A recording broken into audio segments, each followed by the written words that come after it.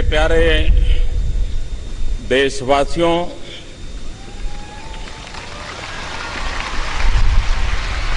आजादी के इस पावन पर्व पर 125 करोड़ देशवासियों को, विश्व में फैले हुए सभी भारतीयों को लाल किले की प्राचीर से बहुत बहुत शुभकामनाएं देता हूं।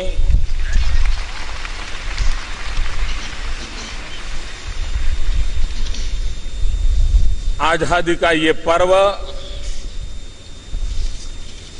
70वां वर्ष एक नया संकल्प, नया उमंग, नई ऊर्जा, राष्ट्र को नई ऊंचाइयों पर ले जाने का संकल्प पर्व है।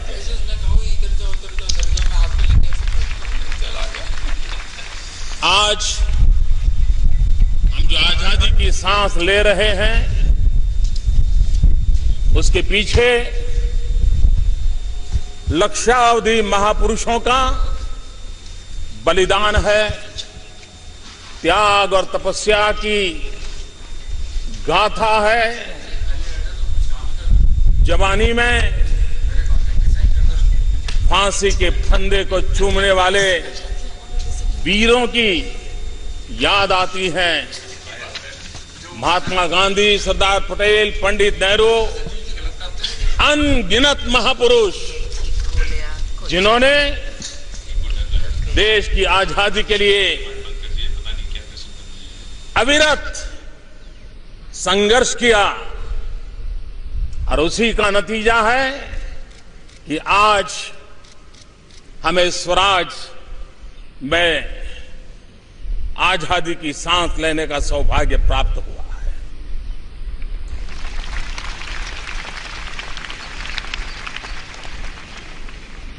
भारत एक चिर पुरातन राष्ट्र है।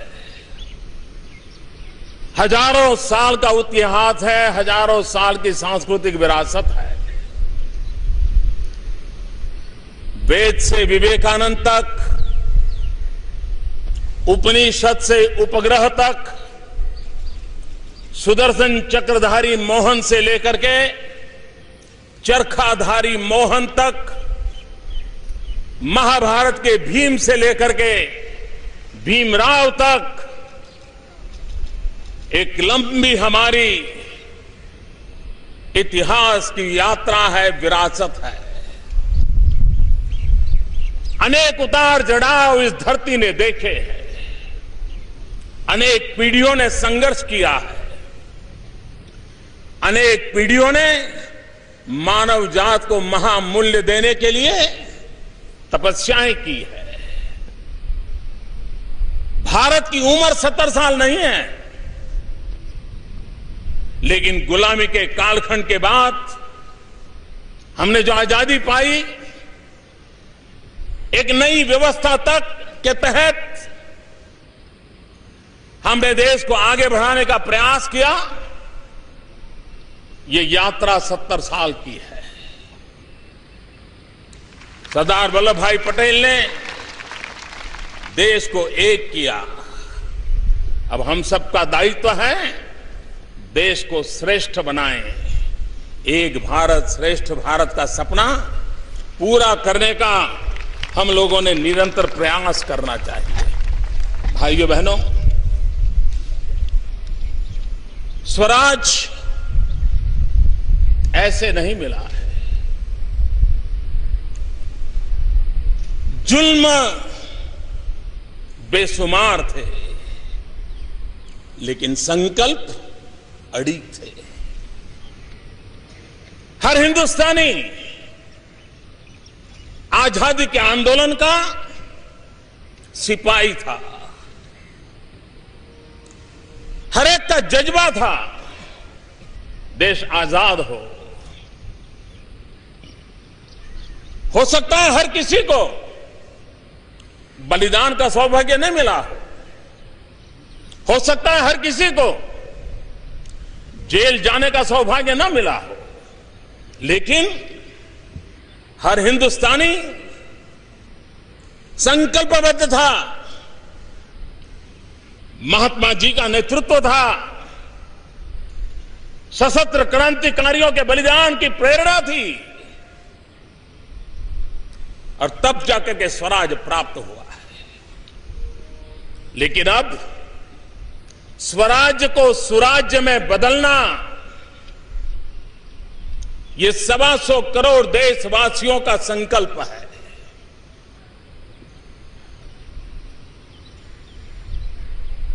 अगर स्वराज बलिदान के बिना नहीं मिला है तो सुराज भी त्याग के बिना, पुरुषार्थ के बिना, पराक्रम के बिना, समर्पण के बिना, अनुशासन के बिना संभव नहीं होता है। और इसलिए 125 करोड़ देशवासियों के सुराज्य के संकल्प को आगे बढ़ाने के लिए अपनी अपनी विशेष जिम्मेवारियों की ओर प्रतिबद्धता से आगे बढ़ना होगा।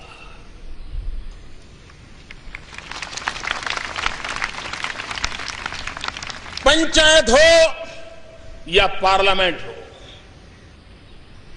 ग्राम प्रधान हो या प्रधानमंत्री हो, हर किसी को, हर डेमोक्रेटिक इंस्टीट्यूशन को सुराज की ओर आगे बढ़ने के लिए अपनी जिम्मेवारियों को निभाना होगा, अपनी जिम्मेवारियों को परिपूर्ण करना होगा और तब जाकर के भारत सुराज्य के सपने को पाने में और अधिक देर नहीं करेगा। ये बात सही है। देश के सामने समस्याएं अनेक हैं, लेकिन यह हम न भूलें कि अगर समस्याएं हैं तो इस देश के पास सामर्थ्य भी है। और जब हम सामर्थ्य की शक्ति को लेकर के चलते हैं तो समस्याओं से समाधान के रास्ते भी मिल जाते हैं। और इसलिए भाइयों बहनों, भारत के पास अगर लाखों समस्याएं हैं तो 125 करोड़ मस्तिष्क भी हैं जो समस्याओं का समाधान करने का सामर्थ्य रखती है। भाइयों बहनों, एक समय था हमारे यहां सरकारें आक्षेपों से घिरी रहती थी, लेकिन अब वक्त बदल चुका है। आज सरकार आक्षेपों से घिरी नहीं है, लेकिन अपेक्षाओं से घिरी हुई है। और जब अपेक्षाओं से घिरी रहती है तब यह बात का संकेत होता है कि जब आशा हो, भरोसा हो, उसी की कोख से अपेक्षाएं जन्म लेती है और अपेक्षाएं सुराज की ओर जाने की गति को तेज करती हैं, नए प्राण पुरती हैं और संकल्पों की पूर्ति नित्य निरंतर होती रहती है। इसलिए मेरे भाइयों बहनों, हम लोगों के लिए इस सुराज की यात्रा, आज जब मैं लाल किले की प्राचीर से आपसे बात कर रहा हूं तो बहुत स्वाभाविक है कि सरकार क्या कर रही है, देश के लिए क्या हो रहा है, देश के लिए क्या होना चाहिए, इन बातों की चर्चा होना बड़ा स्वाभाविक है। मैं भी बहुत बड़ा लंबा सरकार के कार्यकाज का हिसाब आपके सामने रख सकता हूं, बहुत सारी बातें आपके सामने प्रस्तुत कर सकता हूं। 2 साल के कार्यकाल में अनगिनत इनिशिएटिव, अनगिनत काम, लेकिन अगर उस ब्यौरा देने जाऊंगा मैं तो पता नहीं हफ्ते भर मुझे लाल किले की प्राचीर से बोलते रहना पड़ेगा। और इसलिए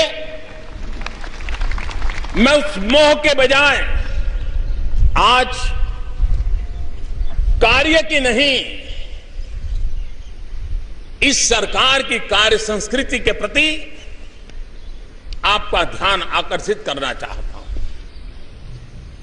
कभी कभी कार्य का तो लेखा जोखा करना सरल होता है, लेकिन कार्य संस्कृति को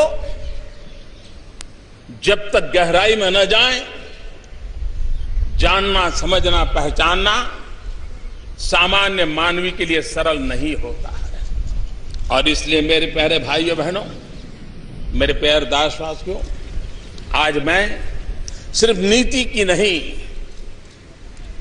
नियत की भी और निर्णय की भी बात कर रहा हूं। भाइयों बहनों, सिर्फ दिशा नहीं, एक व्यापक दृष्टिकोण का मसला है।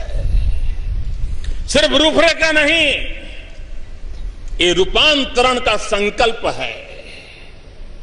ये लोक आकांक्षा, लोकतंत्र और लोक समर्थन का त्रिवेणी धारा है। ये मति भी है, ये सहमति भी है, ये गति भी है और प्रगति का एहसास भी है। और इसलिए मेरे प्यारे देशवासियों, मैं आज जब सुराज की बात करता हूं, तब सुराज का सीधा सीधा मतलब है हमारे देश के सामान्य से सामान्य मानवी के जीवन में बदलाव लाना। सुराज का मतलब है शासन सामान्य मानवी के प्रति संवेदनशील हो, जिम्मेवार हो और जन सामान्य के प्रति समर्पित हो। और तब जाकर के गुड गवर्नेंस पर बल देना होता है। हर किसी के दायित्व को टटोलते रहना पड़ता है। रिस्पॉन्सिबिलिटी और अकाउंटेबिलिटी, ये उसकी जड़ में होनी चाहिए, वहीं से रसकस प्राप्त होना चाहिए। और इसलिए भाइयों बहनों, शासन संवेदनशील होना चाहिए। हमें याद है कि वो भी एक दिन थे जब किसी बड़े अस्पताल में जाना हो तो कितने दिनों तक इंतजार करना पड़ता था। एम्स में लोग आते थे, 2-2, 3-3 दिन बिताते थे, तब जाकर के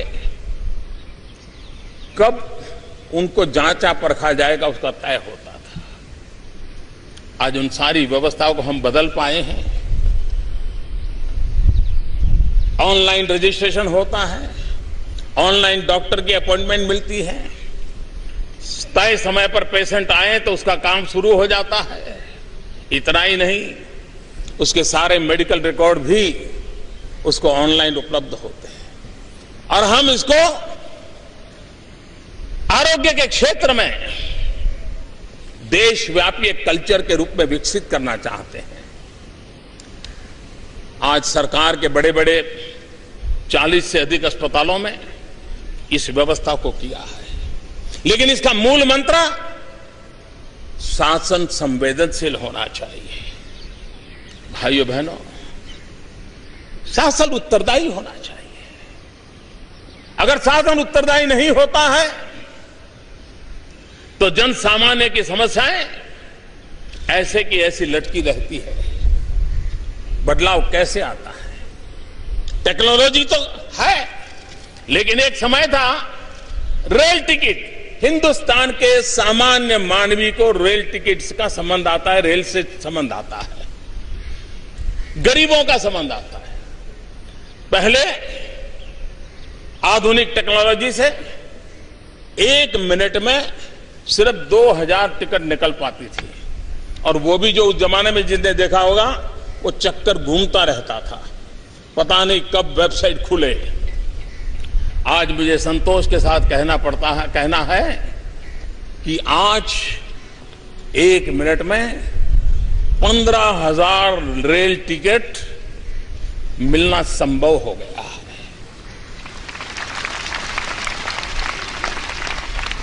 एक रिस्पॉन्सिबल गवर्नमेंट सामान्य मानवीय की आवश्यकता और अपेक्षाओं के लिए किस प्रकार के कदम उठाती हैं, सरकार में जवाबदेही होनी चाहिए। सारे देश में एक वर्ग है, खास करके मध्यम वर्ग, उच्च मध्यम वर्ग, उसको जब मिलो कभी कभी वो पुलिस से ज्यादा इनकम टैक्स वालों से परेशान हुआ करता है। स्थिति मुझे बदलनी है और मैं लगा हूं, बदल के रहूंगा। लेकिन एक समय था जब सामान्य ईमानदार नागरिक अपना इनकम टैक्स में पैसा देता था और बेचारा केयरफुली 2 रुपया ज्यादा ही दे देता था। उसको लगता था भाई पीछे से कोई तकलीफ ना हो। लेकिन एक बार सरकारी खजाने में धन आ गया तो रिफंड लेने के लिए उसको चने चबाने पड़ते थे,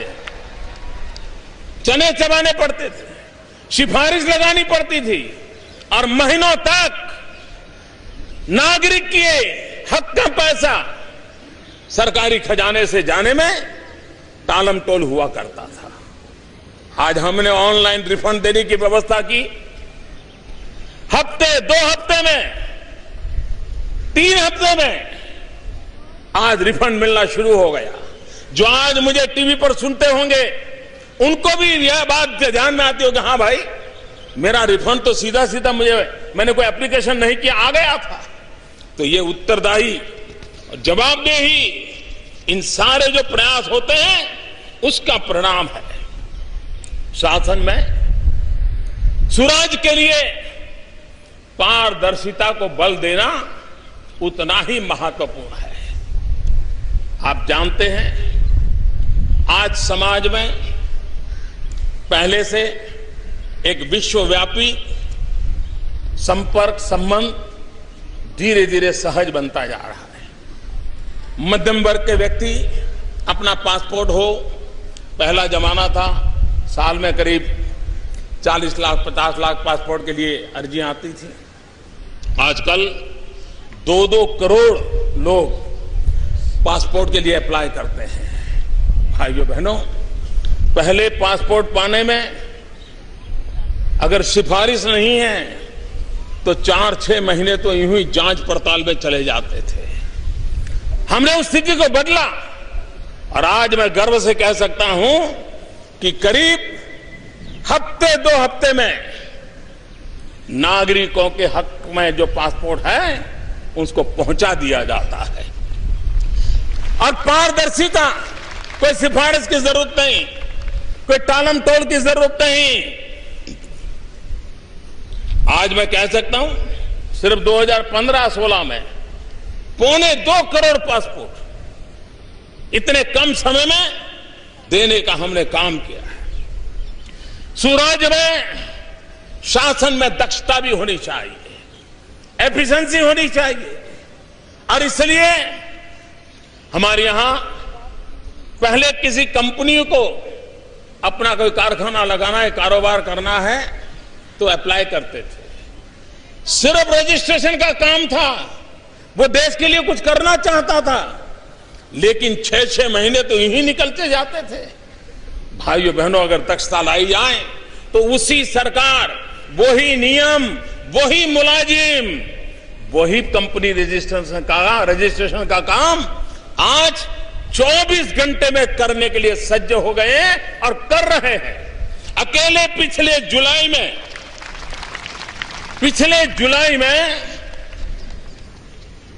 900 से ज्यादा ऐसे रजिस्ट्रेशन का काम उन्होंने कर दिया।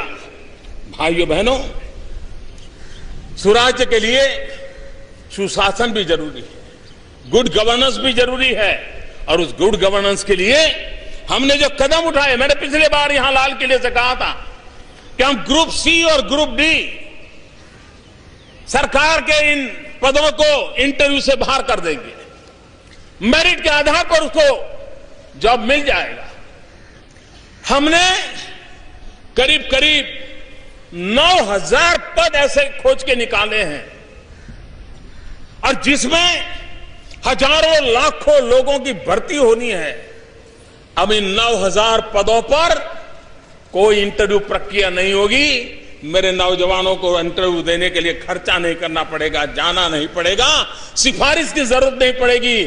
भ्रष्टाचार और दलालों के लिए रास्ते बंद हो जाएंगे और इस काम को लागू कर दिया गया है। भाइयों बहनों, देश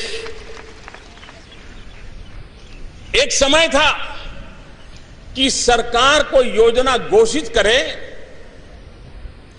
सिर्फ इतना बता देंगे करेंगे तो सामान्य मानवी संतुष्ट हो जाता था, उसको लगता था चलिए अब होगा कुछ। एक समय आया जब योजना का ड्राइंग आए नहीं तब तक लोग अपेक्षा करते थे, भाई बताओ प्लान बताओ। फिर समय आया कि जरा बजट बताओ, लोग मांगते थे। आज 70 साल में देश का मन भी बदला है।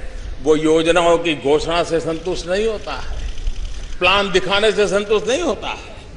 उसको बजट प्रोविजन कर दिया तो वो मानने को तैयार नहीं है। वो तब मानता है जब धरती पर चीजें उतरती हैं, तब मानता है। और धरती पर हम पुरानी रफ्तार से चीजों को नहीं उतार सकते। हमें अपने काम की रफ्तार को तेज करना पड़ेगा, गति को और आगे बढ़ाना पड़ेगा, तब जाकर के हम कहते हैं। हमारे देश में ग्रामीण सड़क हर गांव के नागरिक की अपेक्षा रहती है कि उसको एक पक्की सड़क मिले। काम बहुत बड़ा है। अटल बिहारी वाजपेयी जी ने विशेष ध्यान देकर के इसको शुरू किया था और बाद में भी सरकार ने इसको कंटिन्यू किया, आगे बढ़ाया। हमने उसमें गति देने का प्रयास किया है। पहले एक दिन में 70-75 किलोमीटर का ग्रामीण सड़क का काम हुआ करता था। आज उस रफ्तार को तेज करके हम प्रतिदिन 100 किलोमीटर की ओर ले गए हैं। ये गति आने वाले दिनों में सामान्य मानवी की अपेक्षाओं को पूर्ण करेगी। हमारे देश में ऊर्जा और उसमें भी रिन्यूएबल एनर्जी, इस पर हमारा बल है। एक समय था जो हमारे देश में इतने सालों में आजादी के बाद विंड एनर्जी में काम हुआ, पवन ऊर्जा में काम हुआ। पिछले एक साल के भीतर भीतर करीब करीब 40% उसमें हमने वृद्धि की है। ये है उसकी गति का मायना। सोलर एनर्जी, पूरा विश्व सोलर एनर्जी की ओर बल दे रहा है। हमने 116% बढ़ोतरी की है।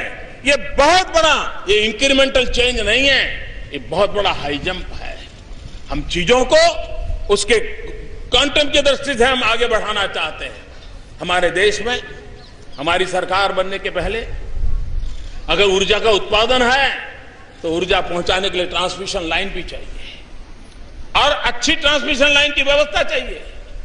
हमारी सरकार बनने के पहले के 2 साल, हमारे पूर्व के 2 साल, एक दिन में, एक साल में करीब 30-35 हजार किलोमीटर ट्रांसमिशन लाइन डाली जाती थी। आज मुझे संतोष के साथ कहना है कि आज ये काम करीब करीब 50,000 किलोमीटर हमने पहुंचाया है। ये गति बढ़ाने का काम किया है। अगर पिछले 10 साल का रेल लाइन कमीशनिंग की बात करें, और कमीशनिंग का मतलब होता है ट्रेन चलने योग्य हो जाना, सारे ट्रायल पूरे हो जाना। पहले 10 साल में 1500 किलोमीटर का हिसाब था और आज मुझे 2 साल में 3500 किलोमीटर का काम करने में हम सफल हुए। ये गति को हम आगे बढ़ा रहे हैं। भाइयों बहनों, आज आधार कार्ड को सरकारी योजनाओं के साथ जोड़ करके डायरेक्ट बेनिफिट के लिए जो भी लीकेजेस उसको रोक करके काम करने पर हम बल दे रहे हैं। पहले की सरकार में सरकारी योजनाओं को आधार से जोड़ने में करीब 4 करोड़ लोगों को जोड़ा पाया था।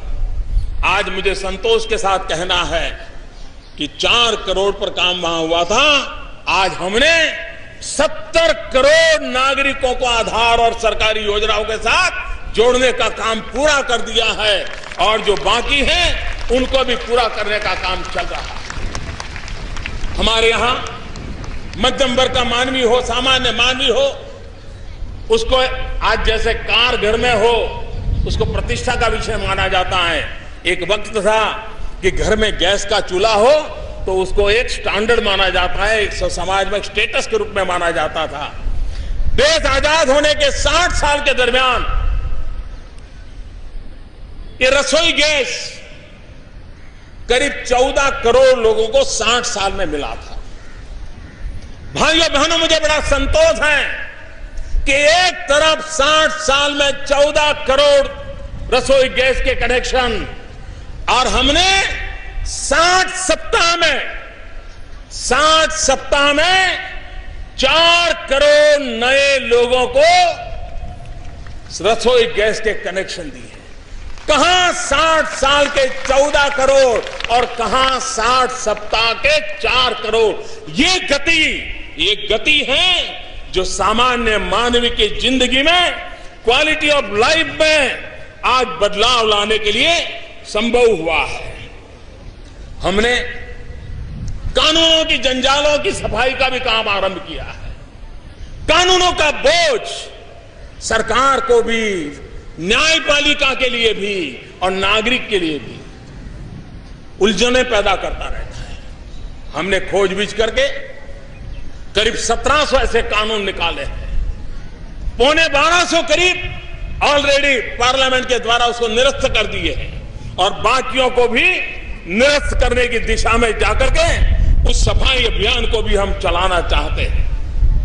भाइयों बहनों, कभी कभी देश में एक स्वभाव बन गया था कि ये काम तो हो सकता है, ये काम तो नहीं हो सकता है, भाई अभी तो नहीं होगा, कभी होगा तो पता नहीं। निराशा ये हमारा मिजाज बनता जा रहा था। इसको ब्रेक थ्रू करना, शासन में ऊर्जा भरना, और जब कोई सिद्धि दिखती है तो उत्साह भी बढ़ता है, ऊर्जा भी बढ़ती है, संकल्प भी बड़ा शार्प हो जाता है और परिणाम भी निकट नजर आने लग जाते हैं। भाइयों बहनों, हमने जब प्रधानमंत्री जनधन योजना, एक प्रकार से असंभव काम था। इतने सालों से बैंक थी, सरकारें थी, राष्ट्रीयकरण हो चुका था, लेकिन सामान्य व्यक्ति देश की अर्थव्यवस्था की मुख्य धारा का हिस्सा नहीं बन पाता था। भाइयों बहनों, 21 करोड़ परिवारों को, 21 करोड़ नागरिकों को जनधन योजना में जोड़ करके असंभव को संभव हुआ।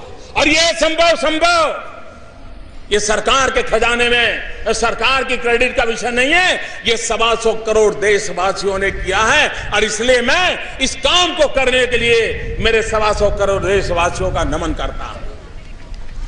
आज हिंदुस्तान के गांवों में नारी गौरव का अभियान, उसका एक महत्वपूर्ण पहलू है, खुले में शौच बंद होना चाहिए, गांव में टॉयलेट बनना चाहिए। पहली बार जब मुझे लाल किले की प्राचीर से आप सबके दर्शन करने का सौभाग्य मिला था, उस दिन मैंने अपनी भावना को व्यक्त किया था कि मेरा देश ऐसे कैसे हो सकता है। आज मैं कह सकता हूं कि इतने कम समय में हिंदुस्तान के गांवों में 2 करोड़ से ज्यादा शौचालय बन चुके हैं। 70,000 से अधिक गांव आज खुले में शौच जाने की परंपरा से मुक्त हो चुके हैं। सामान्य जीवन में बदलाव लाने की दिशा में हम काम कर रहे हैं। इसी लाल किले की प्राचीर से मैंने पिछले साल कहा था कि 1000 दिन में हम उन 18,000 गांवों में जहां बिजली नहीं पहुंची है, आजादी के 70 साल होने जा रहे हैं, उन्होंने अब तक बिजली नहीं दी। 18वीं शताब्दी में जीने के लिए वो मजबूर हुआ करते थे। हमने बीड़ा उठाया, असंभव को संभव करने का संकल्प किया, और आज मुझे खुशी के साथ कहना है 1000 दिन में अभी तो आधे भी नहीं हुए हैं, आधे से भी काफी दूर है। उसके बाद भी 18,000 गांवों में से 10,000 गांवों में आज बिजली पहुंच गई है। और मुझे बताया गया कि उनमें से कई गांव हैं जो आज पहली बार टीवी पर ये भारत के आजादी के जश्न को वहां बैठे बैठे देख रहे हैं। मैं उन गांवों को भी आज यहां से विशेष शुभकामनाएं देता हूं। भाइयों बहनों, आपको हैरानी होगी, दिल्ली से सिर्फ 3 घंटे की दूरी पर हम यात्रा करें तो 3 घंटे लगेंगे। दिल्ली से 3 घंटे की दूरी पर हाथरस इलाके में एक गांव नगला फटेला, ये नगला फटेला 3 घंटे लगते हैं पहुंचने में, 3 घंटे, लेकिन बिजली को पहुंचने में 70 साल लग गए मेरे भाइयों बहनों, 70 साल। और इसलिए हमने उन कामों पर, हम किस कार्य संस्कृति से काम कर रहे हैं, इसका मैं परिचय करवा रहा हूं। भाइयों बहनों, एलईडी बल्ब विज्ञान ने, अनुसंधान करने वालों ने हर नागरिक की भलाई के लिए उसको विकसित किया, लेकिन भारत में 350 रुपये में एलईडी बल्ब बिकता था। कौन खरीदेगा? और सरकार को भी लगता था कि भाई ठीक है, ये तो हो गया, कोई काम करता होगा। बात ऐसे नहीं चलती। अगर एलईडी बल्ब से हिंदुस्तान के सामान्य मानवी के जीवन में बदलाव लाया जा सकता है, पर्यावरण में बदलाव लाया जा सकता है, भारत की अर्थव्यवस्था में सुधार लाया जा सकता है, तो फिर सरकार ने उसमें कोशिश करनी चाहिए। सरकार का स्वभाव रहता है, जहां टांग न अड़ानी चाहिए वहां अड़ा देता है, और जहां अड़ानी चाहिए वहां अड़ा नहीं देता, भाग जाता है।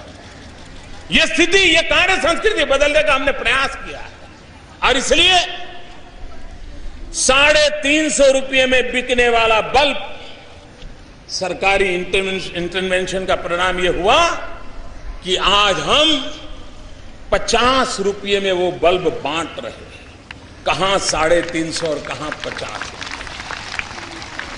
मैं ये पूछना नहीं चाहता हूं ये रुपये कहां जाते थे, लेकिन 13 करोड़ बल्ब अब तक बांटे गए हैं। हमारे देश की राजनीति लोकरंजक बन गई है, लोकरंजक अर्थनीति की बन चुकी है। अगर सरकारी खजाने से उसको हर बल्ब के पीछे 300 रुपया दिया गया होता तो वाहवाही होती, ये अच्छा प्रधानमंत्री है, हमारी जेब में 300 रुपया डाल दिया। लेकिन हमने 50 रुपए में बल्ब देकर के उसके हजारों रुपये बचाने में मदद की है। 13 करोड़ बल्ब बढ़ चुके हैं। 77 करोड़ बल्ब बांटने का संकल्प है। और मैं आज देशवासियों को कहना चाहता हूं कि आप भी अपने घर में एलईडी बल्ब लगाइए, साल भर का 250, 300, 500 रुपया बचाइए और देश की ऊर्जा बचाइए, देश के पर्यावरण को बचाइए। जिस समय 77 करोड़ एलईडी बल्ब लग जाएंगे, हिंदुस्तान का 20,000 मेगावाट बिजली बच जाएगी। और जब 20,000 मेगावाट बिजली बचेगी, मतलब करीब 1.25 लाख करोड़ रुपया बच जाएगा। भाइयों बहनों, आप अपने घर में एक एलईडी बल्ब लगा करके देश के 1.25 लाख करोड़ बचा सकते हैं। 20,000 मेगावाट बिजली बचा करके हम ग्लोबल वार्मिंग के खिलाफ लड़ाई लड़ सकते हैं। हम देश के पर्यावरण की रक्षा के प्रयासों में बहुत बड़ा योगदान दे सकते हैं, और यह सामान्य मानवी दे सकता है। और इसलिए भाइयों बहनों, हमने उस दिशा में काम किया, असंभव से संभव काम। आपको मालूम है, हम ऊर्जा पर, पेट्रोलियम प्रोडक्ट पर विश्व के अन्य देशों पर निर्भर है, और इसके कारण लंबे काल के एग्रीमेंट हुए हैं ताकि हमें लंबे अरसे तक निश्चित दाम से चीजें मिलती रहे। कतर के साथ गैस का हमारा एग्रीमेंट 2024 तक का है, लेकिन दाम इतने हैं कि हमें भारत की अर्थव्यवस्था के लिए महंगा पड़ता है। हमारे विदेश नीति के संबंधों का परिणाम यह आया कि कतार के साथ फिर से बात की। जो एग्रीमेंट हो चुका था, जो कतार का हक था, 2024 तक हम उस भाव से गैस लेने के लिए बंधे हुए थे, हमने उनसे वार्ता की और मैं आज संतोष के साथ कहता हूं, असंभव भी वो संभव हो गया और उन्होंने अपने दाम को रीनेगोशिएट किया और हिंदुस्तान के खजाने से 20,000 करोड़ रुपया बच जाएगा। 20,000 करोड़ रुपया वो लेने के हकदार थे, लेकिन हमारे संबंधों का रूप बना है, हमारी नीतियों के स्वरूप बना है कि जिसके कारण हम उसको कर पाए। चाबहार का पोर्ट जो मध्य एशिया के साथ हमें जोड़ने के एक अहम कड़ी है, सब सरकारों में लगातार बातें होती रही, प्रयास होते रहे। आज मुझे वो असंभव काम को संभव करते देख संतोष हो रहा है। जब ईरान, अफगानिस्तान और हिंदुस्तान मिलकर के चाबहार पोर्ट के निर्माण के लिए कदम उठाने की दिशा में नक्कर योजना के साथ आगे बढ़ते हैं, तब असंभव काम संभव हो जाता है। मेरे भाइयों बहनों, एक बात जिसको मैं इस विषय में आपसे कहना चाहूंगा, जो सामान्य मानवीय से जुड़ी हुई है, वो है महंगाई। ये बात सही है कि पहले की सरकार में इन्फ्लेशन रेट 10% को भी पार कर गया था। हमारे लगातार कदमों के कारण इन्फ्लेशन रेट हमने 6% से ऊपर जाने नहीं दिया है। इतना ही नहीं, अभी तो हमने रिजर्व बैंक के साथ समझौता किया है कि 4% 2 प्लस माइनस के साथ इन्फ्लेशन को कंट्रोल करने की दिशा में रिजर्व बैंक कदम उठाए। इन्फ्लेशन और ग्रोथ के बैलेंस की जो चर्चाएं होती थी, उसे ऊपर उठ करके भारत को आगे बढ़ाने की दिशा में काम करे। लेकिन इसके बावजूद भी 2 साल देश में अकाल रहा। सब्जियों के दाम पर अकाल का प्रभाव तुरंत होता है, मार्केट की कमी का प्रभाव होता है, उसके कारण कुछ दिक्कतें जरूर आई। 2 साल के अकाल के कारण दाल के उत्पादन की गिरावट भी चिंता का विषय बना। लेकिन भाइयों बहनों, इसके बावजूद भी अगर जिस प्रकार से पहले महंगाई बढ़ती थी, अगर उसी रफ्तार से बढ़ी होती तो पता नहीं मेरे देश के गरीब का क्या होता। इसको रोकने में हमने भरपूर कोशिश की है, लेकिन फिर भी ये सरकार अपेक्षाओं से घिरी सरकार है।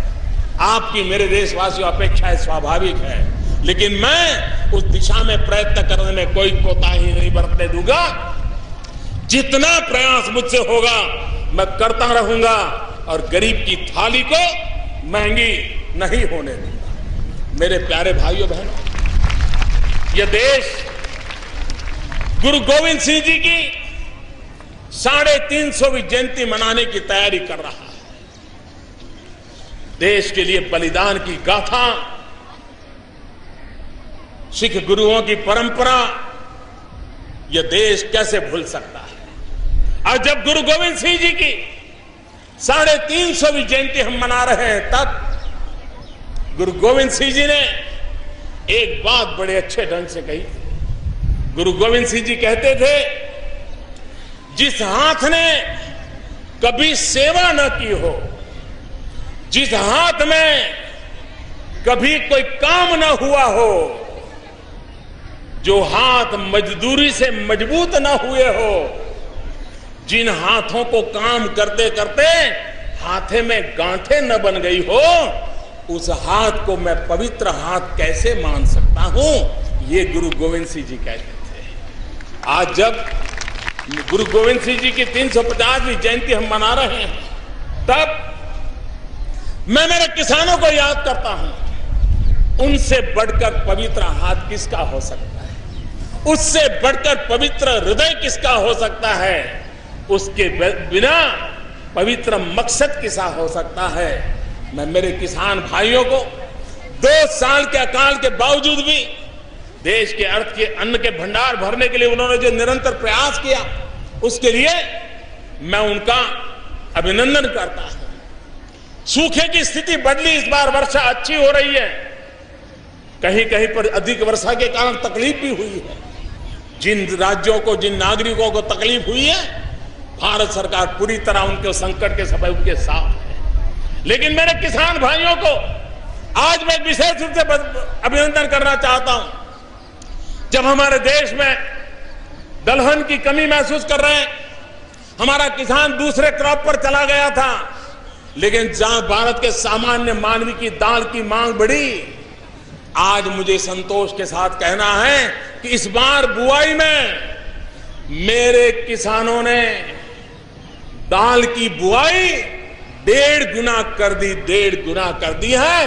दाल के संकट को मिट करने के लिए, उससे रास्ता खोजने में मेरा किसान आगे आया और मैं किसान का अभिनंदन करता हूं। हमने दाल के लिए एमएसपी तय किया है, हमने दाल के लिए बोनस निकाला है, हमने दाल के द्वारा उसको परचेज करने की व्यवस्था का सुप्रबंधन किया है और इसलिए अब किसान को दाल के लिए भी हम प्रोत्साहित कर रहे हैं और उसका लाभ भी बहुत बड़ा हो। भाइयों बहनों, मैं जब कार्य संस्कृति की बात कर रहा था तो यह बात साफ है कि हम चीजों को टुकड़ों में नहीं देखते हैं, हम चीजों को एक समग्रता में देखते हैं, इंटीग्रेटेड देखते हैं। और इंटीग्रेटेड चीजों के तहत सिर्फ एग्रीकल्चर ले लीजिए, हमने किस प्रकार से ऐसी कार्य संस्कृति को विकसित किया है जिसकी एक पूरी चेन कितना बड़ा परिणाम दे सकती है। हमने सबसे पहले ध्यान केंद्रित किया इस धरती माता की तबीयत के लिए, जमीन की सेहत के लिए। Soil health card, macro nutrition, micro nutrition की चिंता और किसान को यह समझाया कि तुम्हारी जमीन में ये कमी है, ये अच्छाइयां हैं, तुम्हारी जमीन इस फसल के लिए योग्य है, इस फसल के लिए योग्य नहीं है। और किसानों ने धीरे धीरे सॉइल हेल्थ कार्ड के जरिए अपना प्लान करना शुरू किया और जिन जिन लोगों ने प्लान किया है वो मुझे बताते हैं कि साहब हमारा खर्चा करीब 25% कम हो रहा है और हमारे उत्पादन में 30% वृद्धि नजर आ रही है। अभी ये संख्या कम है, लेकिन आने वाले दिनों में जैसे जैसे बात पहुंचेगी ये बात आगे बढ़ेगी। किसान को जमीन है, अगर उसको पानी मिल जाए तो मेरे देश के किसान की ताकत है, वो मिट्टी में से सोना पैदा कर सकता है। यह ताकत मेरे देश के किसान में है और इसलिए हमने जल प्रबंधन पर बल दिया है, जल सिंचन पर बल दिया है, जल संरक्षण पर बल दिया है। एक एक बूंद का उपयोग किसान के काम कैसे आए, पानी का महात्म्य कैसे बढ़े, पर drop more crop, micro irrigation, इसको हम बल दे रहे हैं।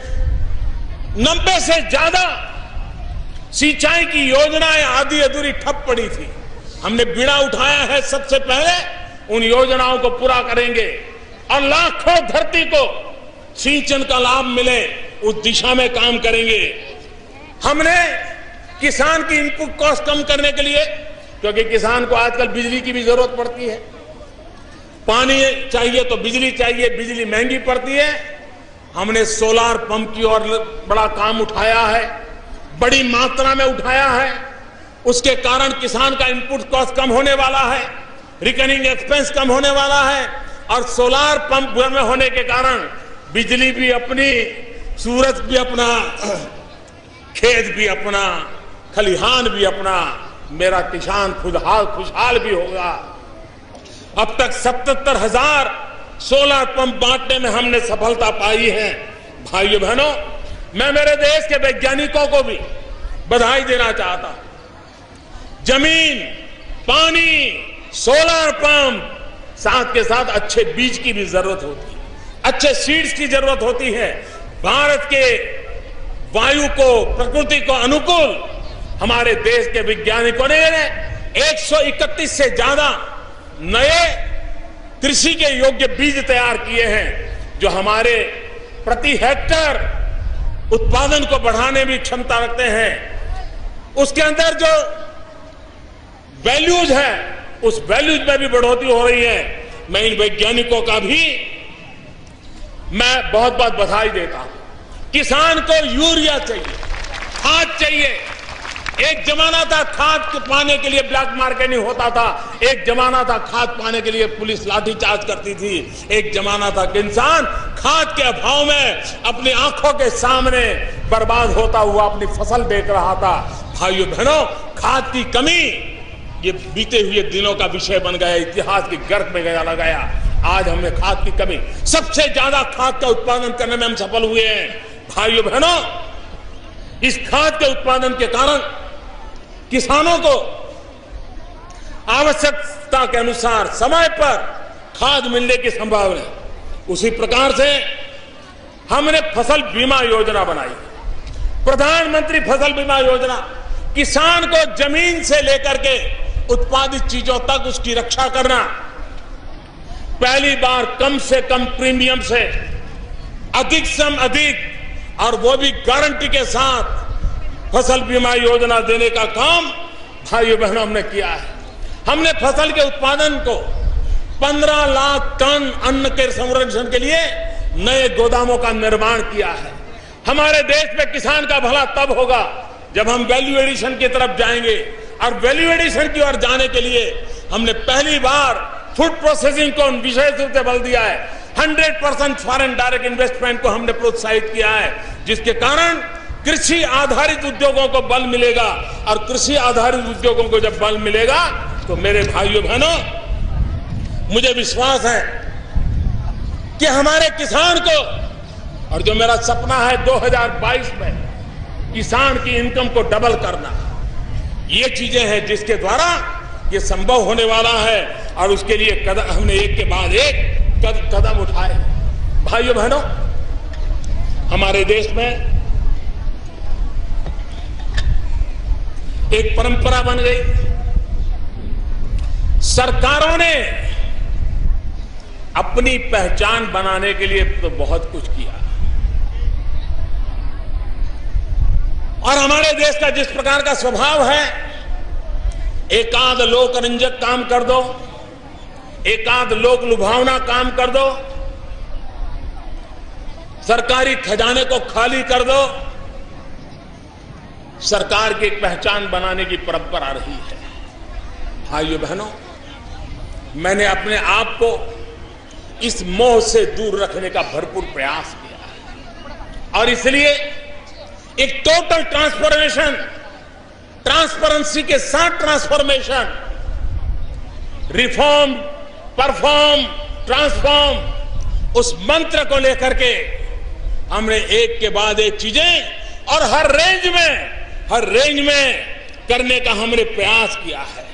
भाइयों बहनों, हमें सरकार की पहचान बनाने से ज्यादा मेरे हिंदुस्तान की पहचान कैसी बने उस पर बल है। दल की पहचान बने या न बने, देश की पहचान बननी चाहिए। देश की पहचान बनेगी तो आने वाली सदियों तक, हमारी आने वाली पीढ़ियों तक उसका लाभ होने वाला है। और इसलिए हमने सरकार की पहचान को प्राथमिकता नहीं दी है, देश की पहचान को प्राथमिकता दी है। आज हम रेलवे में, आप देखते होंगे हमारा काम की रेंज क्या है। एक तरफ रेल में हम बायो टॉयलेट की भी चर्चा करते हैं, तो दूसरी तरफ बुलेट ट्रेन को भी लाने का सपना देखते हैं। हम एक तरफ किसान के लिए सॉइल हेल्थ कार्ड की चर्चा करते हैं, तो दूसरी तरफ हम सैटेलाइट और स्पेस टेक्नोलॉजी की दिशा में भी आगे बढ़ना चाहते हैं। हम स्टैंड अप इंडिया की बात करते हैं तो हम स्टार्टअप इंडिया के लिए और कदम उठाते हैं। हम सिंबोलिज्म की जगह पर सब्सटेंस पर बल दे रहे हैं। हम आइसोलेटेड डेवलपमेंट की जगह पर इंटीग्रेटेड डेवलपमेंट की ओर बल दे रहे हैं। हम एंटाइटलमेंट को से छोड़ करके एम्पावरमेंट पर ध्यान बल दे रहे हैं। और जब देश एम्पावर होता है तो मेरे भाइयों बहनों, हमारे देश में नई योजनाएं घोषित करने से सरकारी पहचान बन जाती है, लेकिन पुरानी योजनाएं वो ऐसे लुढ़क जाती है। सरकार एक कंटिन्यूटी होती है।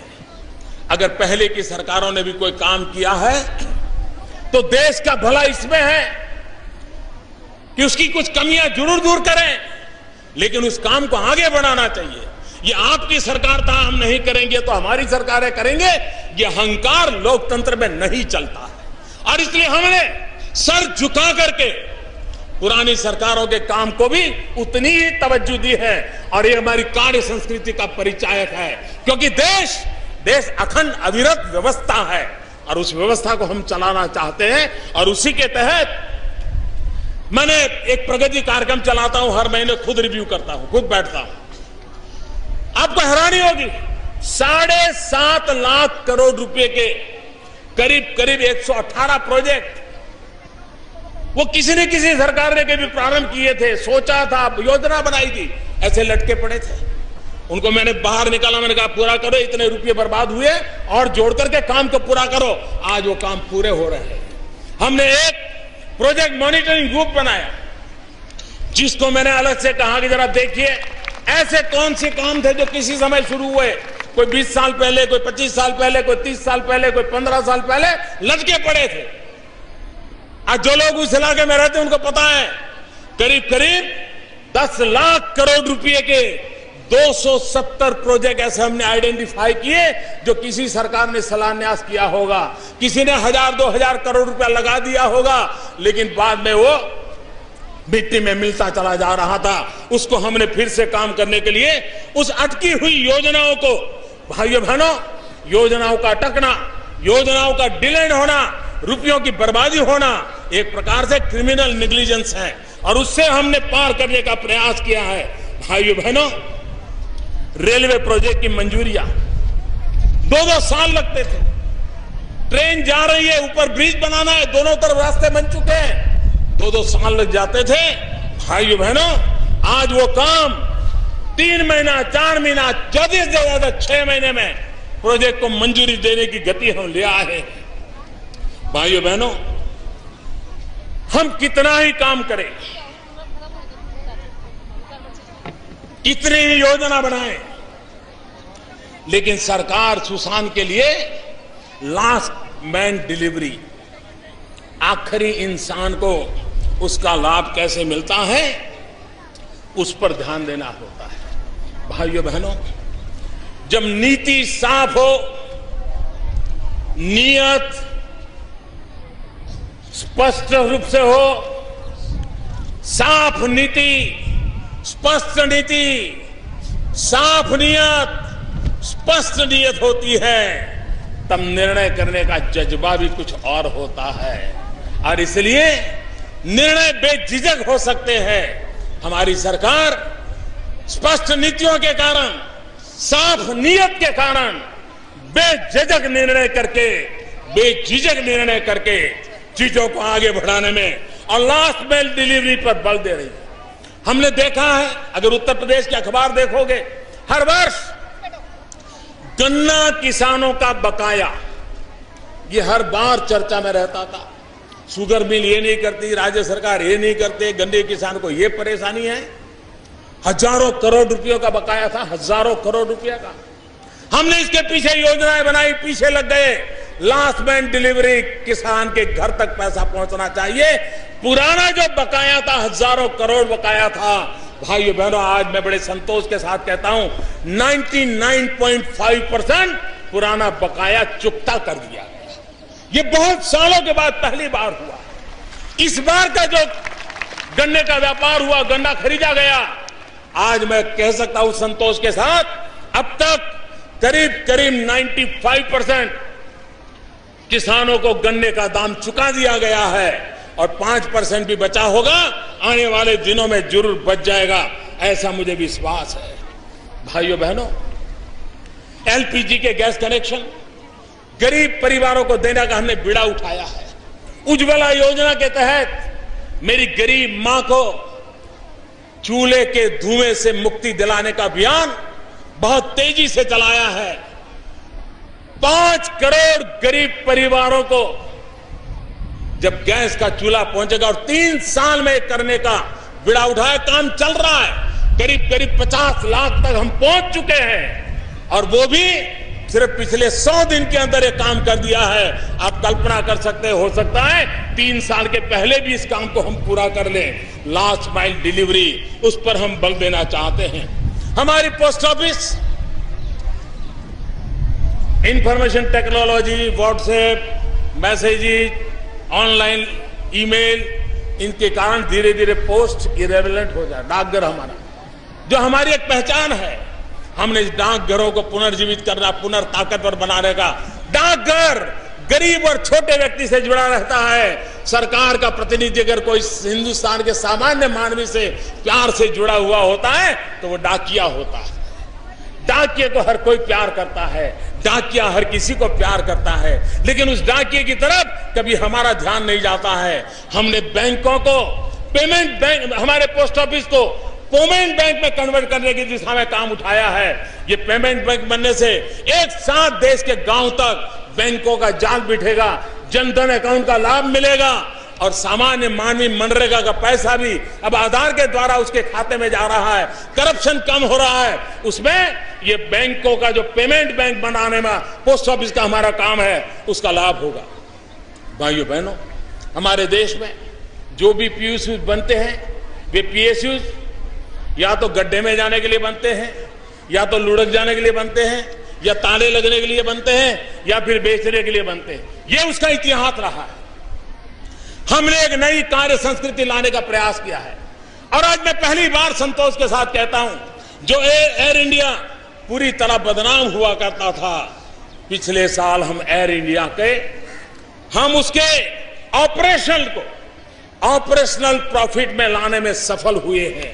बीएसएनएल, सारी दुनिया की टेलीकॉम कंपनियां कमा रही हैं, बीएसएनएल गड्ढे में जा रहा था। पहली बार बीएसएनएल को ऑपरेशनल प्रॉफिट में लाने में हमें सफलता मिली है। शिपिंग कॉर्पोरेशन ऑफ इंडिया, ये कभी फायदे में आएगा कि नहीं मानते नहीं थे, आज शिपिंग कॉर्पोरेशन इंडिया फायदे में आया है। एक जमाना था बिजली का कारखाना अगले हफ्ते चलेगा कि नहीं चलेगा, कोयला आएगा कि नहीं आएगा, कितने बिजली के कारखाने कोयले के भाव में बंद पड़े, यही खबरें हुआ करती थी।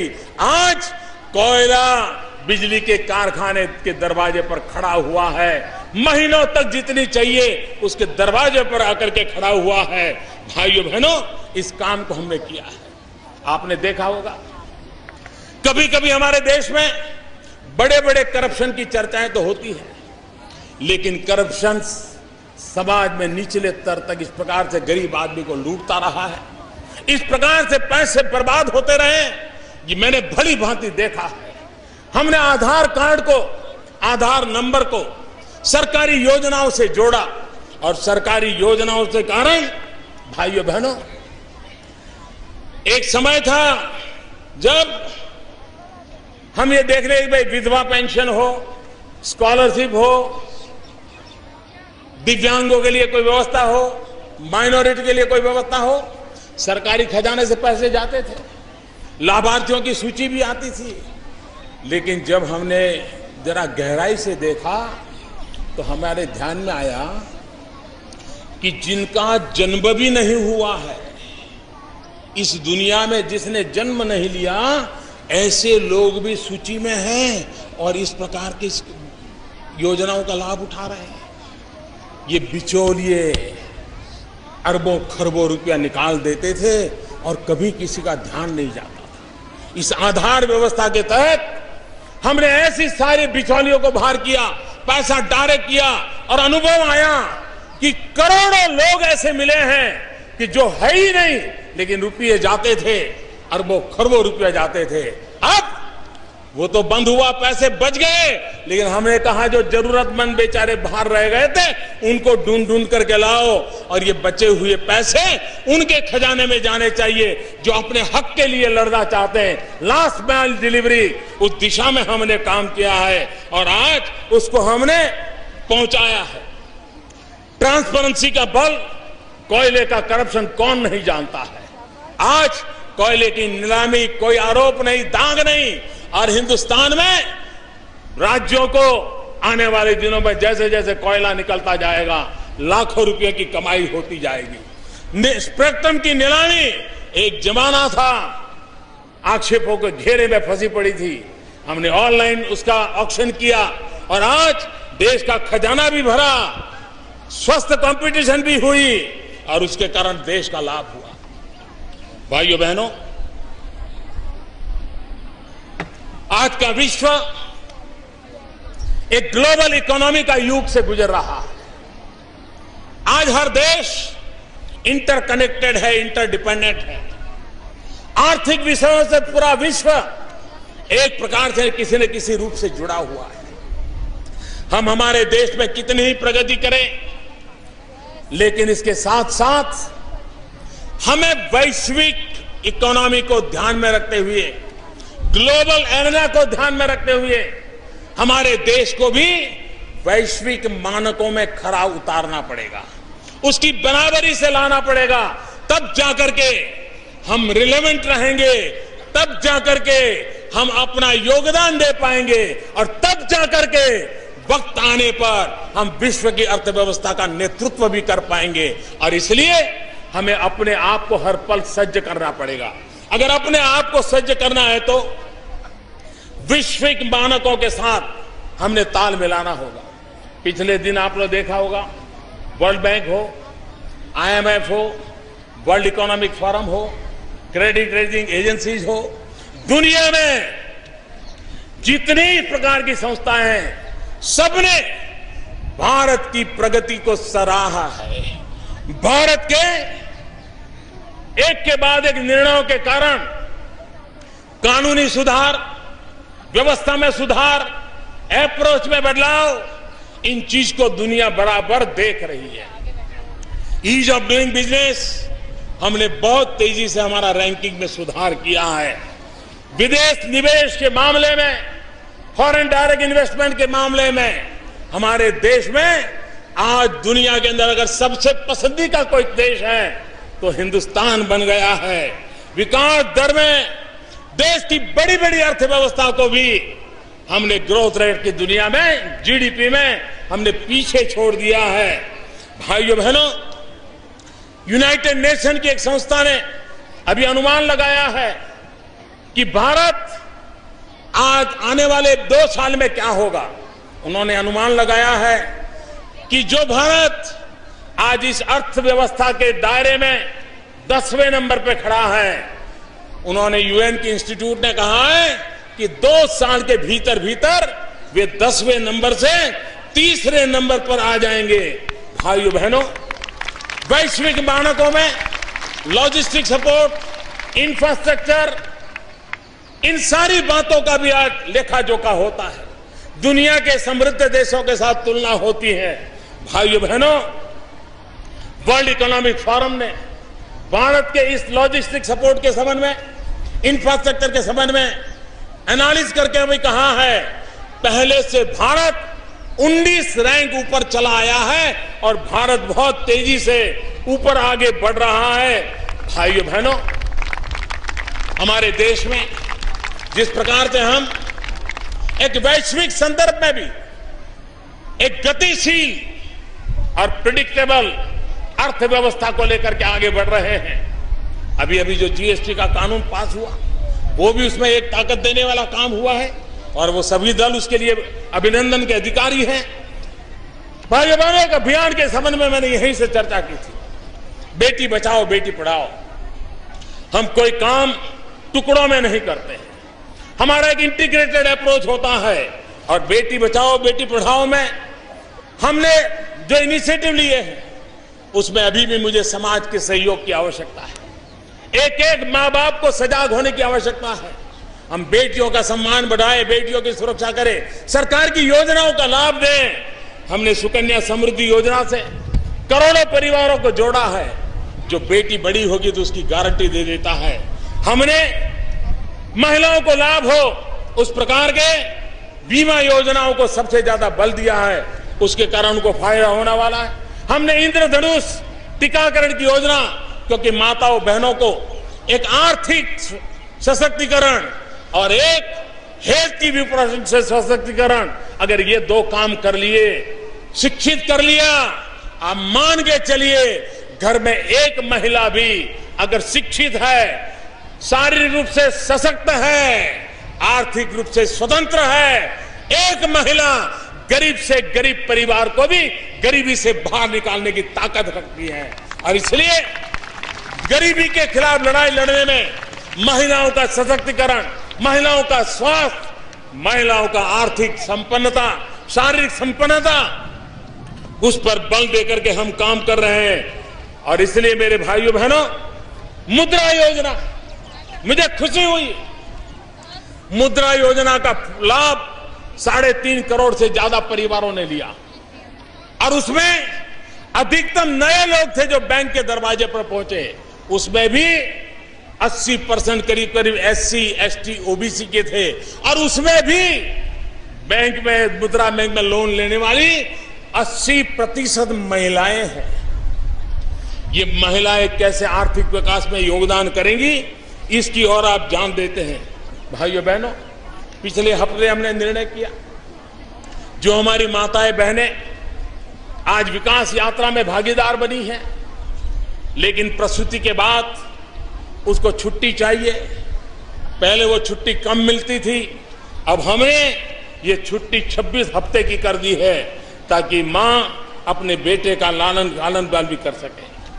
हमारे यहां बुनकर, टेक्सटाइल में काम करने वाले लोग, इनको जो धागा बनाते हैं, धागा का लच्छा बनाते हैं, पहले उनको 100 रुपया मिलता था, हमने उसको 190 रुपया कर दिया, ताकि मेरी वो मां, मेरी वो बहन जो तार बनाने का काम करती है, उसको एक ताकत मिलेगी। जो सिल्क के काम में लगी हुई माताएं बहनें हैं, जो बुनकर लगे हैं, उनके दाम में हमने 50 रुपया प्रति मीटर बढ़ा दिया और ये फैसला किया कि 50 रुपया व्यापारी को नहीं जाएगा, दलाल को नहीं जाएगा, बिचौलियों को नहीं जाएगा। जिस बुनकर ने उस सिल्क पे काम किया है, प्रति मीटर 50 रुपया सीधा उसके खाते में आधार के द्वारा जमा हो जाएंगे। मेरा बुनकर सशक्त बनेगा। उस दिशा में हमने योजनाएं ली हैं और उस योजनाओं का प्रभाव छोड़ रहा है। मेरे प्यारे देशवासियों, जब रेल को देखते हैं, डाकघर को देखते हैं, तो हमें भारत की एकता भी नजर आती है। हम जितना ज्यादा भारत को जोड़ने वाले प्रकल्पों को आगे बढ़ाएंगे, हमारी व्यवस्थाओं में बदलाव लाएंगे, देश की एकता को बल देगा। और इसलिए हमने एक किसानों के लिए मंडी इनाम की योजना की है। आज किसान अपना माल ऑनलाइन हिंदुस्तान की किसी भी मंडी में बेच सकता है। अब वो मजबूर नहीं होगा कि अपने खेत से 10 किलोमीटर की दूरी की मंडी पर मजबूरन माल देना पड़े, सस्ते में देना पड़े और उसकी मेहनत की कमाई ना हो। अब देश भर में इनाम के द्वारा एक ही प्रकार की मंडी का नेटवर्क खड़ा हो रहा है। जीएसटी के द्वारा टैक्सेशन का एक प्रकार से एक समानता का, समान व्यवस्था का परिणाम आने वाला है, जो भारत जोड़ने का भी एक काम करेगा। हमने बिजली में, आपको हैरानी होगी, एक इलाके में बिजली रहती थी, कोई लेने वाला नहीं था, और दूसरा इलाका बिजली के लिए तड़पता था, अंधेरे में जीता था, कारखाने बंद हो जाते थे। और उसको बदलाव लाने के लिए one nation, one grid, one price, उसमें हमने सफलता पाई है। और बहुत तेजी से, जो कभी गर्मी में 10 रुपया यूनिट का दाम देना पड़ता था, मैं पिछले दिनों तेलंगाना गया था, उस दिन 1 रुपया 10 पैसा दाम था, जो कभी 10 रुपया हुआ करता था। ये वन प्राइस का परिणाम देश को जोड़ने के लिए काम होता है। हमारे देश का मजदूर एक जगह पे काम करता है, 1-2 साल के बाद नौकरी बदलता है, ईपीएफ में उसका पैसा कटता है, लेकिन पैसा ट्रांसफर नहीं होता था। और आपको हैरानी होगी, जब मैं सरकार में आया, मेरे देश के मजदूरों के 27,000 करोड़ रुपया ईपीएफ में पड़े थे। कोई गरीब मजदूर लेने वाला नहीं था, क्योंकि उसको इस पद्धति नहीं थी।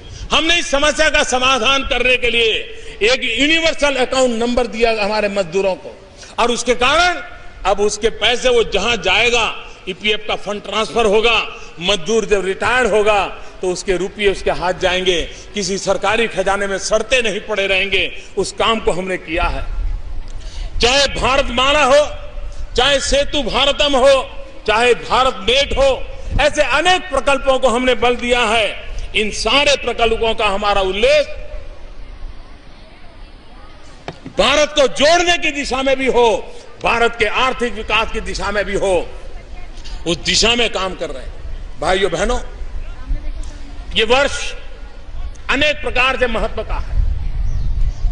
देश दक्षिण के संत श्रीमान रामानुजाचार्य जी की 1000वीं जयंती मना रहा है। देश महात्मा गांधी के गुरु श्रीमद राजचंद्र जी जिनको 150वीं जयंती मना रहा है। देश गुरु गोविंद सिंह जी के 350 सालवीं जयंती मना रहा है। देश पंडित दीनदयाल उपाध्याय जी की शताब्दी का वर्ष मना रहा है। आज जब मैं रामानुजाचार्य जी को याद करता हूं तो एक बात मैं कहना चाहता हूं, 1000 साल पहले आज जब सामाजिक तनाव देखते हैं तो रामानुजाचार्य जी संत पुरुष, उन्होंने देश को क्या संदेश दिया था। रामानुजाचार्य कहते थे, भगवान के सभी भक्तों को भेदभाव और ऊंच नीच का ख्याल किए बिना सेवा करो। उम्र जाति के कारणों की वजह से किसी का भी अनादर मत करो, हर किसी का सम्मान करो। जो बात गांधी ने कही, जो बात आंबेडकर ने कही, जो बात रामानुजाचार्य ने कही, जो भगवान बुद्ध ने कही, जो हमारे शास्त्रों ने कही, जो हमारे सभी आचार्य महंतों गुरुओं ने, शिक्षकों ने कही, वो है हमारे सामाजिक एकता की। समाज अगर टूटता है, साम्राज्य बिखरता है, ऊंच नीच में बढ़ जाता है, स्पृश्य अस्पृश्य में बच जाता है, तो भाइयों बहनों वो समाज कभी टिक नहीं सकता है। बुराइयां हैं, सदियों पुरानी बुराइयां हैं, लेकिन बुराइयां अगर पुरानी है तो उपचार भी जरा ज्यादा कठोरता से करने पड़ेंगे, ज्यादा संवेदनशीलता से करने पड़ेंगे। होती है चलती है से सामाजिक समस्याओं का समाधान नहीं होगा। और यह दायित्व 125 करोड़ देशवासियों का। सरकारों ने, समाज ने मिलकर के समाज में जो टकराव की स्थितियां पैदा होती है उसमें से हमने निकलना होगा। और भाइयों बहनों, हम सबको सामाजिक बुराइयों के खिलाफ लड़ना होगा। हमने सबने अपने व्यवहार से सामाजिक बुराइयों से ऊपर उठना होगा। हर नागरिक को उठना पड़ेगा और तभी जाकर के हम सशक्त हिंदुस्तान बना सकते हैं। सशक्त हिंदुस्तान सशक्त समाज के बिना नहीं बन सकता है। सिर्फ आर्थिक प्रगति सशक्त हिंदुस्तान की गारंटी नहीं है। सशक्त समाज सशक्त हिंदुस्तान की गारंटी है। और सशक्त समाज बनता है सामाजिक न्याय के अधिष्ठान पर। सामाजिक न्याय के अधिष्ठान पर ही सशक्त समाज निर्माण होता है।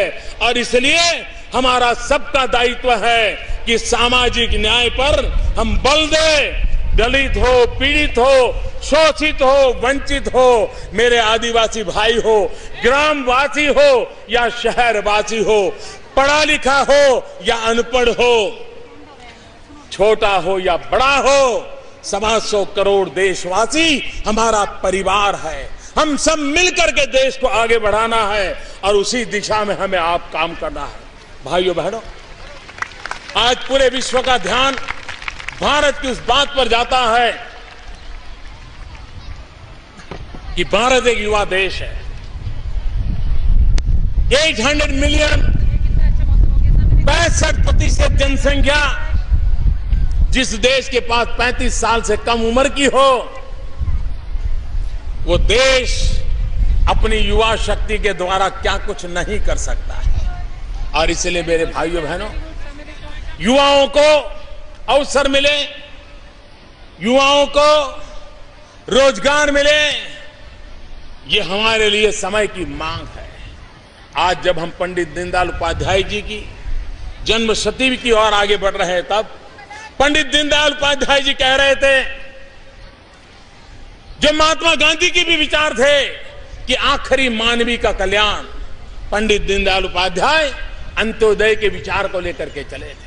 आखिरी छोर के इंसान के कल्याण, ये पंडित दीनदयाल उपाध्याय जी की पॉलिटिकल फिलॉसफी का केंद्रवर्ती विचार था। आखिरी व्यक्ति के विचार में वो कहते थे, हर नौजवान को शिक्षा उपलब्ध होनी चाहिए, हर नौजवान के हाथ में हुनर होना चाहिए, हर नौजवान को अपने सपने साकार करने के लिए अवसर होना चाहिए।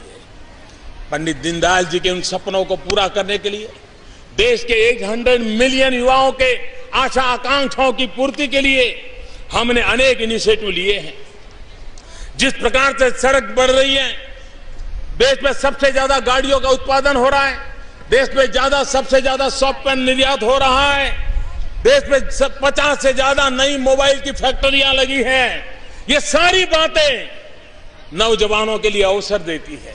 अगर 2 करोड़ टॉयलेट बनते हैं तो उसने किसी न किसी को रोजगार दिया है। कहीं से सीमेंट लिया है, कहीं से लोहा लिया है, कहीं से लकड़ी का काम हुआ है। काम का व्याप जितना बढ़ेगा, रोजगार की संभावनाएं बढ़ेगी। आज हमने उस दिशा में बल दिया है। उसी प्रकार से कोटि कोटि युवकों को हाथ में हुनर हो, स्किल डेवलपमेंट को मिशन के रूप में काम कर रहे हैं। हमने एक ऐसा कानून बदला, दिखने में बहुत छोटा है, model shop and establishment act. हमने राज्यों को एडवाइजरी भेजी है कि क्या कारण है कि बड़े बड़े मॉल तो 365 दिन चले, रात को 12 बजे तक चले, लेकिन गांव में एक छोटा सा दुकान चलाने वाले को शाम के बाद दुकान बंद कर दी। हर गरीब से गरीब व्यक्ति भी दुकान चलाता है, उसको 365 दिन मौका देना चाहिए। क्या कारण है हमारी बहनों को रात को काम करने का अवसर न दिया जाए? हमने कानूनन व्यवस्था की है, रात को भी हमारी बहनें काम पर जा सकती हैं। उनकी सुरक्षा का और व्यवस्था का प्रबंध होना चाहिए, लेकिन काम का अवसर मिलना चाहिए। ये चीजें हैं जो रोजगार बढ़ाने वाली चीजें हैं। और भाइयों बहनों, हमारी इस दिशा में कोशिश है कि हम करने के लिए तैयार है। भाइयों बहनों, हम वे इंसान हैं, ये वो सरकार है, हम चीजों को टालने में विश्वास नहीं करते। हम टालना नहीं, टकराना जानते हैं। और इसलिए जब तक हम समस्याओं को सामने होकर के भिड़ते नहीं है, नहीं होता। हमारे देश में, मेरे देश के लिए जीने मरने वाले सेना के जवान, आज हम आजादी का जश्न मनाते हैं। कोई मेरा जवान सीमा पर गोलियों को झेलने के लिए तैयार खड़ा होगा, कोई बंकरों में बैठा होगा, कोई कभी अपनी रक्षाबंधन पर अपनी बहन को भी नहीं मिल पाता होगा। फौज में, सेना में कितने जवान काम कर रहे हैं। अरे आजादी के बाद 33,000 से ज्यादा हमारे पुलिस के जवानों का बलिदान हुआ। हम क्यों भूल जाए उनको? हम उनको कैसे भूल सकते हैं? यही तो लोग हैं जिनके कारण हम सुख चैन की जिंदगी जी सकते हैं। और इसलिए ये पर्व उनके भी नमन करना का है। और कई वर्षों से 1 रैंक 1 पेंशन का मसला लटका पड़ा था। हम टालने वालों में से नहीं, हम टकराने वालों में। हमने उसको पूरा किया। 1 रैंक 1 पेंशन हर हिंदुस्तान के फौजी के घर में खुशहाली पहुंचा दी। इस काम को किया। हमारे देश के लोगों की भावना थी। नेताजी सुभाष बाबू की फाइलें लोगों के सामने खुले। आज मैं सर झुका करके कहता हूं कि जो काम असंभव था, टालने में टाला जा रहा था, जो भी होगा, हमने उस फाइलों को खोलने का निर्णय कर दिया। परिवार को बुला करके फाइलें रख दी और वो निरंतर प्रक्रिया आज भी जारी है। दुनिया के देशों को भी मैंने कहा है कि आपके यहां जो फाइलें हैं, आप उसको खोलिए, दीजिए। हिंदुस्तान को सुभाष बाबू और भारत के इतिहास को जानने का हक है। उस दिशा में हमने काम किया। बांग्लादेश, जिस दिन हिंदुस्तान का विभाजन हुआ, तब से लेकर के सीमा विवाद चले हैं। बांग्लादेश बना, तब से हमारा सीमा विवाद चला है। कई दशक चले गए। भाइयों बहनों, सभी दलों ने मिलकर के भारत बांग्लादेश की सीमा विवाद का निपटारा कर दिया। संविधान में भी हमने बल दे दिया। भाइयों बहनों, मध्यम वर्ग का व्यक्ति अपना मकान बनाना चाहता है, फ्लैट लेना चाहता है, लेकिन बिल्डरों की जमात बड़ा अच्छा प्रिंटेड बुकलेट दिखाते हैं, वो भी बेचारा उसमें जुड़ जाता है। उसको टेक्निकल नॉलेज तो होता नहीं, पैसे देता रहता है, समय के अंदर मकान नहीं मिलता है। जो कहां गया वो मकान नहीं मिलता है। मध्यम वर्ग के व्यक्ति के जीवन में एक बार ही तो मकान बना होता है, पूरी पूंजी लगा देता है। भाइयों बहनों, हमने रियल एस्टेट बिल ला करके नकेल डाल दी है ताकि मध्यम वर्ग का परिवार, जो भी व्यक्ति अपना घर का घर बनाना चाहता होगा, आज उसको कोई रुकावट नहीं आएगी। इन कामों को करने की दिशा में हमने काम किया है। भाइयों बहनों, मैंने पहले ही कहा, श्रीमद राजचंद्र जी जिनकी 150वीं जयंती है, महात्मा गांधी उन्हें अपना गुरु मानते थे और श्रीमद राजचंद्र जी के साथ जब वो साउथ अफ्रीका में थे तब भी श्रीमद राजचंद्र जी के साथ पत्र व्यवहार करते थे। एक पत्र में श्रीमद राजचंद्र जी ने गांधी जी के साथ हिंसा और अहिंसा की चर्चा की थी और राजचंद्र जी कह रहे थे, जिस समय हिंसा का अस्तित्व रहा है उसी समय से अहिंसा का भी सिद्धांत है। दोनों में अहम यह है कि हम किसे महत्व देते हैं या फिर इनमें किसका उपयोग मानव हित में हो रहा है। भाइयों बहनों, हिंसा अहिंसा की चर्चा हमारे देश में बहुत स्वाभाविक है। मानवता हमारी रगों में है। हम एक महान विराट संस्कृति के लोग हैं। यह देश विविधताओं से भरा हुआ है, रंग रूप से भरा हुआ है। ये भारत मां का गुलदस्ता ऐसा है जिसमें हर प्रकार की खुशबू है, हर प्रकार के रंग है, हर प्रकार के सपने हैं। भाइयों बहनों, विविधता की एकता ये हमारी सबसे बड़ी ताकत है। एकता का मंत्र हमारी जड़ों से जुड़ा हुआ है। भाइयों बहनों, जिस देश की 100 से ज्यादा भाषाएं हो, सैकड़ों बोलियां हो, अनगिनत पहनाव हो, अनगिनत जीवन पद्धतियां हो, उसके बाद भी सदियों से यह देश एक रहा है, उसका मूल कारण हमारी सांस्कृतिक विरासत है।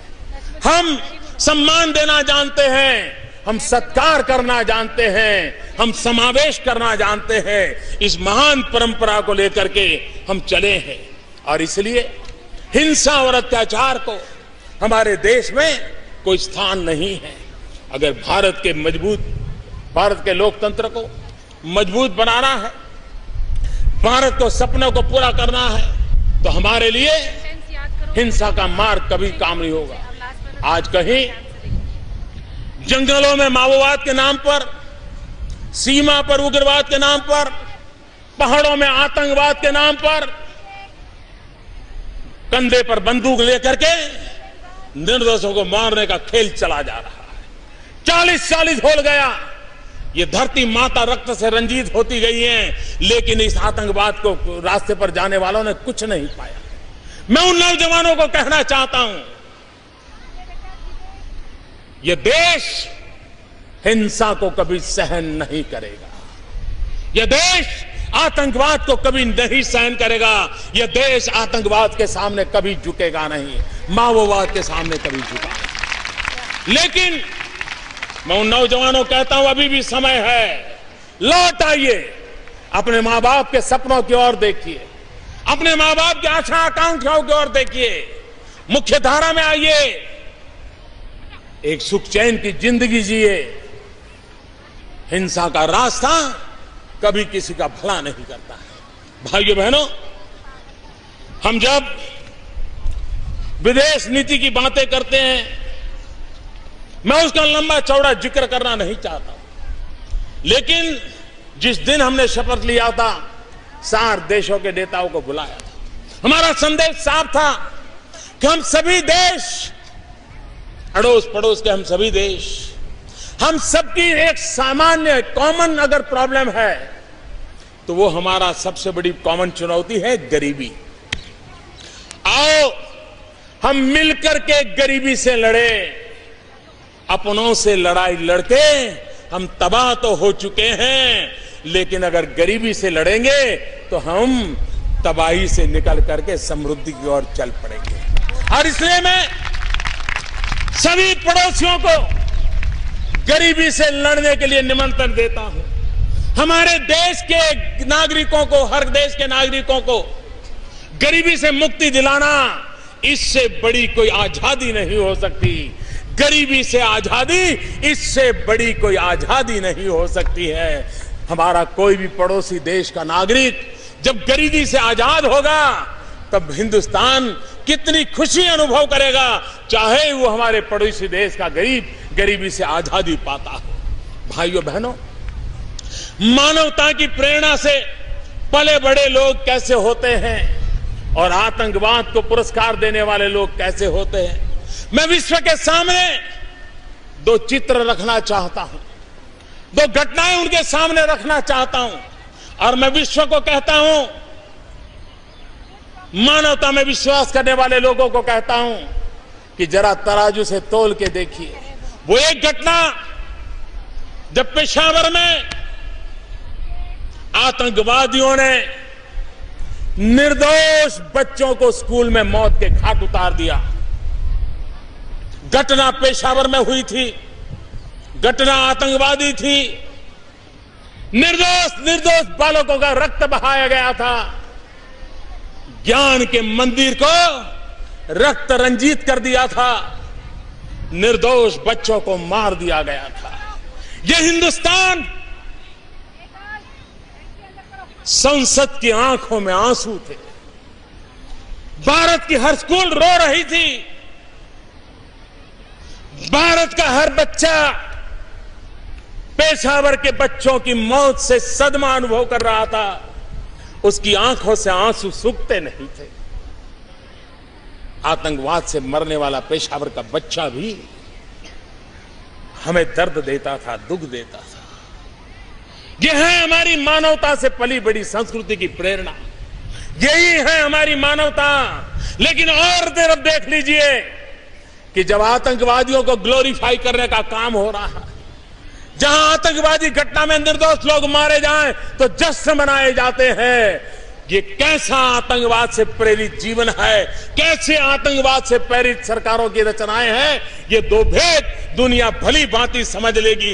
इतना मेरे लिए काफी है। मैं आज लाल किले की प्राचीर से कुछ लोगों का विशेष अभिनंदन और आभार व्यक्त करना चाहता हूं। पिछले कुछ दिनों से बलूचिस्तान के लोगों ने, गिलगिट के लोगों ने, पाक ऑक्युपाइड कश्मीर के लोगों ने, वहां के नागरिकों ने जिस प्रकार से मुझे बहुत बहुत धन्यवाद दिया है, जिस प्रकार से मेरा आभार व्यक्त किया है, मेरे प्रति उन्होंने जो सद्भावना जताई है, दूर दूर बैठे हुए लोग, जिस धरती को मैंने देखा नहीं है, जिन लोगों को विषय में मेरी कभी मुलाकात नहीं हुई है, लेकिन ऐसे दूर सुदूर बैठे हुए लोग हिंदुस्तान के एक प्रधानमंत्री को अभिनंदन करते हैं, उसका आदर करते हैं, तो मेरे 125 करोड़ देशवासियों का आनंद है, वो मेरे 125 करोड़ देशवासियों का सम्मान है। और इसलिए ये सम्मान का भाव, धन्यवाद का भाव करने वाले बलूचिस्तान के लोगों का, गिलगिट के लोगों का, पाक के कब्जे वाले कश्मीर के लोगों का मैं आज तहे दिल से आभार व्यक्त करना चाहता हूं। भाइयों बहनों, आज जब हम आजादी का 70 साल मना रहे हैं, तब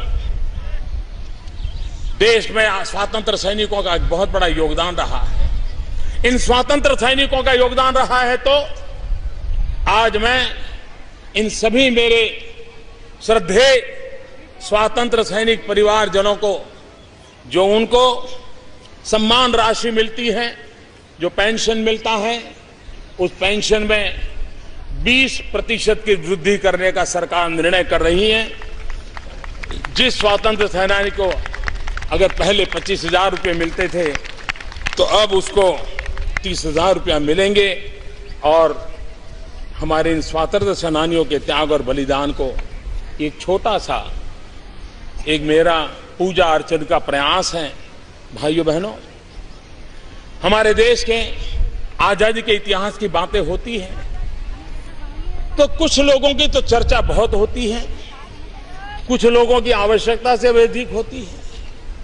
लेकिन आजादी में जंगलों में रहने वाले हमारे आदिवासियों का योगदान अप्रतिम था।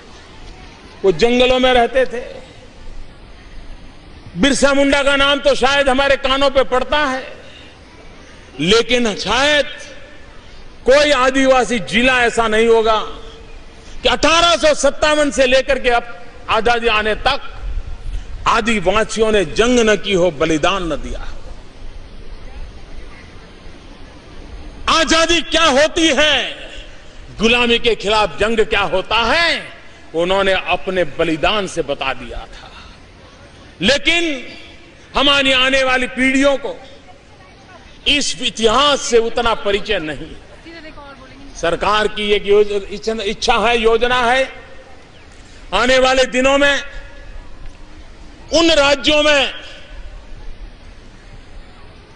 इन स्वतंत्र सेनानी जो आदिवासी थे, जंगलों में रहते थे, अंग्रेजों से जूझते थे, झुकने को तैयार नहीं थे, उनके पूरे इतिहास को समावेश करते हुए, इन वीर आदिवासियों को याद करते हुए एक स्थायी रूप से म्यूजियम बनाने के लिए जहां जहां राज्य के अंदर कोई एक आध जगह हो सकती है जहां सबको समेट करके बड़ा म्यूजियम बनाया जा सकता है, और ऐसे अलग अलग राज्यों में म्यूजियम बनाने की दिशा में सरकार काम करेगी, ताकि आने वाली पीढ़ियों को हमारे देश के लिए मर मिटने में आदिवासी कितने आगे थे उसका लाभ मिलेगा। भाइयों बहनों, महंगाई में कुछ चीजों की चर्चाएं तो बहुत होती है, लेकिन हम अनुभव कर रहे हैं कि गरीब के घर में अगर बीमारी आ जाए तो उसकी पूरी अर्थरचना समाप्त हो जाती है। बेटी की शादी तक रुक जाती है, बच्चों की पढ़ाई पर अटक जाती हैं, कभी शाम को खाना भी नहीं मिलता है। आरोग्य सेवाएं महंगी होती जा रही है, और इसलिए मैं आज लाल किले की प्राचीर से गरीबी की रेखा के नीचे जीने वाले मेरे इन परिवारों के आरोग्य के लिए सरकार एक अहम कदम उठाने जा रही है। हम ये योजना लेकर के आए हैं कि आने वाले दिनों में ऐसे किसी गरीब परिवार को आरोग्य की सेवाओं का लाभ लेना है तो वर्ष में 1 लाख रुपए तक का खर्च भारत सरकार उठाएगी, ताकि मेरे गरीब भाइयों को इन आरोग्य की सेवाओं से कारण वंचित रहना न पड़े, उनके सारे सपने चूर चूर न हो जाएं।